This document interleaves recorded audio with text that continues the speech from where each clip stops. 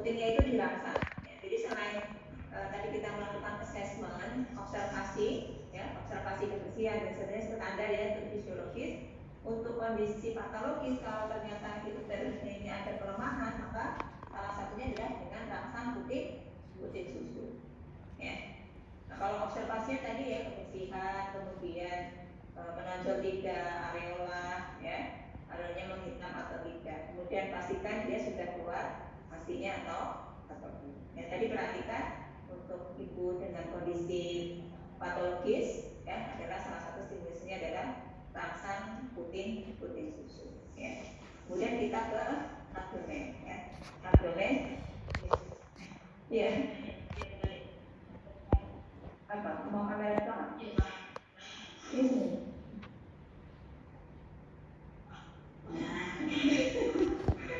Ya. Jadi untuk uterusnya kita menggunakan sama ya seperti kondisi fisiologis. Jadi harus kita pastikan urus uterusnya. Dilihat kontraksinya itu melihat pada kondisi rahimnya, yaitu rahimnya itu keras atau lembek. Ya.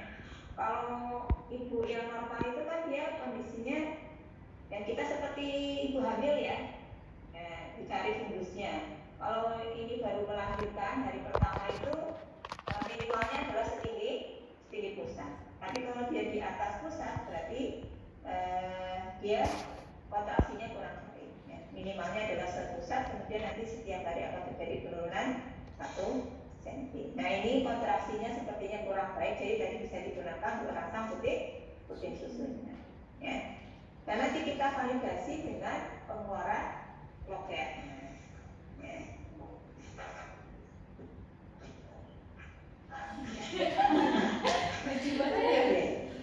Ya, kemudian kita ke bagian dari perineum ibu. Ya, jadi ibu kan masih postpartum masih menggunakan pembalut ya. Ya, besok ini kebetulan mau pakai untuk praktikum postpartum, saya ingetin ini. Besok berarti dipakai pembalut ini, bukan pembalut. Ya, kemudian pembalutnya kita buka, diperiksa. Nah, semakin banyak pengeluaran lokea pasti akan pada petnya. Ya, petnya itu akan menjadi banyak produksi lokea. Perhatikan warnanya. Kalau warnanya adalah segar ya, maka ini menjadi standar ya. Kita lihat di petnya, kalau 15 menit itu sudah penuh di pembalut, maka ini menandakan produksi lokeanya banyak. Lihat, oh warnanya darahnya segar, itu menjadi ya sebenarnya. Kemudian kebetulan tadi persalinannya adalah per vagina, sehingga tidak kita lupa di uterusnya. Nah kalau di sini kita lihat ternyata pada jahitannya, ya, model cetak itu kan ada yang medio lateral, ada yang lateral. Model jahitan dari perineum, robekan. Ini dilihat rupanya. Ya. Kalau ternyata tadi soalnya itu kalau belum berapa sudah sama kayak gitu, itu kan cara pensum aja ya. Jadi hasilnya kan ada sebentar lagi apa sih ngomong apa? Jadi apa yang kita lakukan tadi ketika ada perdarahan pada ibu postpartum, berarti harus observasi secara terus menerus, reguler, harus lebih sering.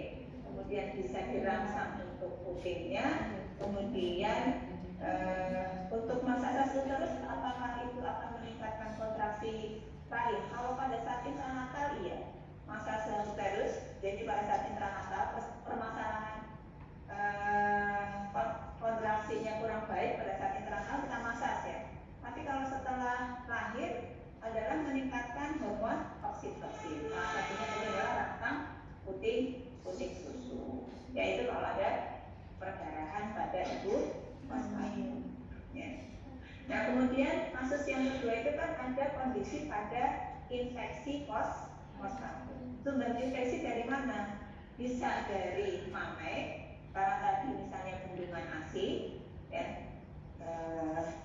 Ini paling mudah masalah ya. Misalnya, ya. Di sini payudaranya sangat keras. Ya, ibunya mengalami pembengkakan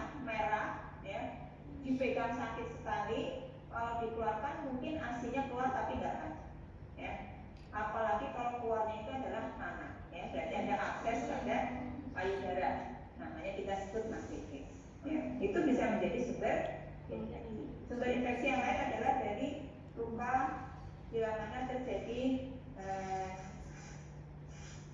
EC ya, EC yang ada luka di sini, kemudian dia tidak menyatu dengan baik perawatannya, maka bisa terjadi infeksi pada luka infeksiosis. Yang ketiga adalah sumbernya tadi dari pengeluaran dari lokeanya. Kalau lokeanya bau, ya baunya bau busuk, ya, kemudian penurunan tinggi udarinya atau involusi udarinya itu tidak sesuai dengan usia. Jadi misalnya hari ketiga itu fisiologisnya adalah 3 jari di bawah 5, tapi ternyata dia masih 1 jari, ya, itu menandakan bahwa involusi udarinya tidak ditambah dengan pengeluaran dari lokeanya yang berbau busuk. Nah, ini menjadi sumber infeksi pada ibu. Belum lagi misalnya sumber infeksi yang lain karena lubang di perempuan itu kan semuanya terbuka dan dekat-dekat. Salah satunya bisa dari flatus urinarius, ya, itu juga bisa menjadi sumber infeksi pada ibu postpartum. Jadi harus diperhatikan tanda-tanda infeksi, yaitu ada peningkatan suhu, kemudian juga rubor ya, kalau itu standar tetap harus yes. Lalu bagaimana dengan manajemennya? Ya, jadi kalau ada infeksi, tentu kita lihat sumber infeksinya. Kalau karena mastitis, maka harus dilakukan perawatan payudara. Misalnya kalau kita perawatan payudara, adik-adik sudah ya, sama ya. Kalau pada ibu yang persalinan, yang ibu di pastoral sama patologis itu cara perawatan payudaranya sama, ya. Baik dia untuk tujuan meningkatkan produksi ASI atau untuk tujuan mengeluarkan ASI karena peradangan. Ya.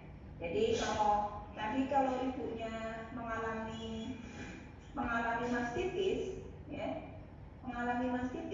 maka dipegang aja di sini sudah kesakitan. Maka pada saat melakukan masas itu kita harus sangat pelan-pelan. Ya, jadi kalau tekniknya sama ya, perawatan payudara. Prinsipnya dibersihkan dulu, ya, kemudian baru dimasas. Pelan-pelan saja, ya. Karena ini dipegang aja, disentuh aja itu sudah sangat kesakitan. Ya, ini gerakannya sama ya. Seperti perawatan payudara yang lalu sudah disampaikan di maternitas 1. Ya. Itu kalau mengalami infeksi sumbernya adalah dari hamil. Jadi harus dikeluarkan secara terus menerus. Ya. Kalau kita bicara mastitis, ya, selain pengeluaran ASI yang secara terus menerus, ya, juga harus untuk suhu tubuhnya juga harus kita turunkan. Jadi dengan hidrasi yang cukup. Ya. Kalau sumbernya dari luka seksus cesarean, maka perawatan luka, kemudian juga nutrisi, ya. Kalau untuk infeksi di perineum, ya, karena tadi ada misalnya bakteri yang masuk melalui jalan terakhir, ya, maka salah satunya diberikan antibiotik, ya. Hampir semua permasalahan dengan infeksi biasanya kolaborasinya adalah pemberian antibiotik, ya. Nah, ini untuk infeksi, ya. Nah, itu mungkin kalau untuk depresi postpartum, ya, tidak ada pemeriksaan secara khusus, tapi lebih kepada fisiologis. Boleh dimatiin ini, maksudnya kameranya. Jadi gambaran